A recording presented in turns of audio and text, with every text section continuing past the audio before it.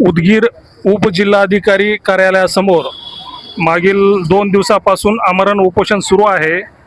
आपण उपोषणकर्त्या यांच्याकडून जाणून घेऊ की आपल्या काय मागण्या आहेत व आपण उपोषणासाठी कशाकरता बसले आहोत। आपला परिचय व सर्व माहिती सांगावे। माझं पेन्शनची कारवाई करण्यात गेले, बदल्या करून त्रास दिले मला।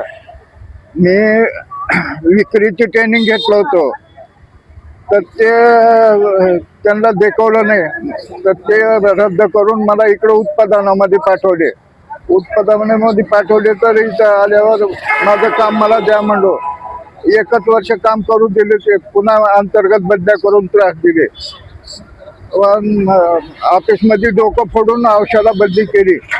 हे कुठला नियम आहे? ऑफिसमध्ये मारून बदली करायचा कुठला नियम आहे?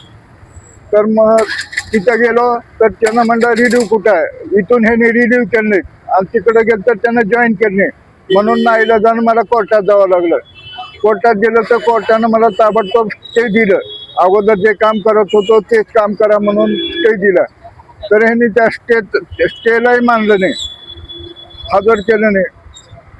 मग 2-3 वर्ष गेले ह्याच्यामध्ये, की पुन्हा मला 3, 6, 8ला टर्मिनेट केलं की त्या टर्मिनेट केलेल्या ऑर्डरला चॅलेंज करावं लागलं।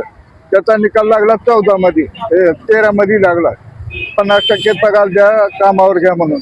मग त्याने हे केलं, रिव्हिजन केलं। रिव्हिजन पार्टी अलाउड झालं। रिव्हिजन पार्टी अलाउड झाल्यावर सुद्धा हायकोर्टात उदगीरच्या मॅनेजरने एक केस टाकला, औषधाच्या मॅनेजरने एक केस टाकला। पार्टी अलाउड झाल्यावर केस करता येते का? नियमानं येत नाही। तरी ह्यांनी पैशाच्या जोरावर ह्याला परेशान करावं म्हणून त्यांनी औरंगाबादला केस केले, तर तिथं ते ॲडमिनिस्ट्रेशन ग्राउंडवरच रिजेक्ट होऊन गेले दोन्ही मॅटर। मला नोटीस सुद्धा आली नाही त्याची। असलं करून मला त्रास दिले। बरं, मी एवढा त्रास देण्याचं कारण काय? माझी चूक सांगा म्हणलं तर ती चूक बी सांगणार, काम बी करू देणार, पगार देणार। मग त्याला कोर्ट ऑफ कंटेम्प्ट करावं लागलं 13च्या ऑर्डरला। मग तेव्हा कुठं त्यांनी उदगीरला कामावर आहे म्हणून त्यांनी गप्प बसले। मग कोर्टाला पगार मागितलं की कोर्टाने त्यांना सेक्रेटरीला बोलून घेतलं कठड्यामध्ये। सेक्रेटरीला विचारलं ह्याला कोर्ट आदेशाप्रमाणे जॉईनिंग केलेलं जॉईनिंग रिपोर्ट द्या म्हणून त्यांनी। मग त्यांनी गप्प उभारले, जॉईनिंग रिपोर्टच नाही आणि मला रुजू केली, हाजरीवर सही नाही, सही करू द्या म्हणलं, मला काम द्या म्हणलं तर जा तिकडे बसून जा बाकड्यावर असं बोलायचे।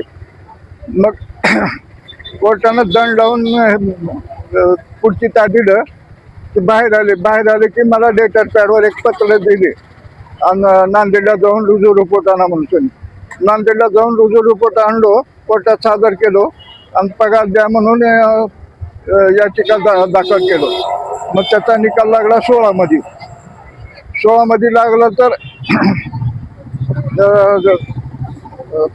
पगार द्या, कामावर घ्या म्हणून। 1 महिन्याच्या आत पगार दिले बदला नाही तर त्याला 12% व्याज द्या म्हणून अशी ऑर्डर झाली। तर ह्यांनी फक्त मुद्दल दिले, व्याज दिले नाहीत। मग त्याला आयुक्ताकडे जाऊन केस करावं लागलं। आयुक्तांनी वसूल करून दिलं।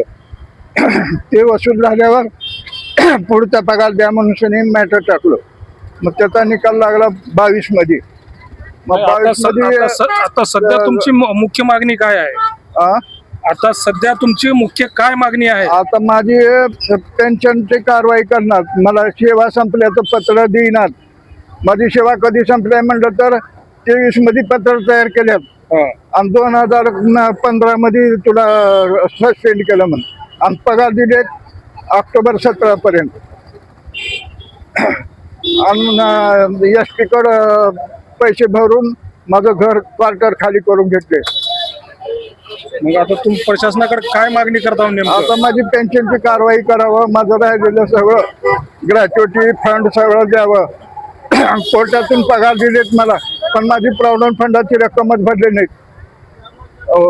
प्रॉव्हिडंट फंडाची रक्कम भरून माझं पेन्शन चालू करावं एवढीच मागणी आहे माझी।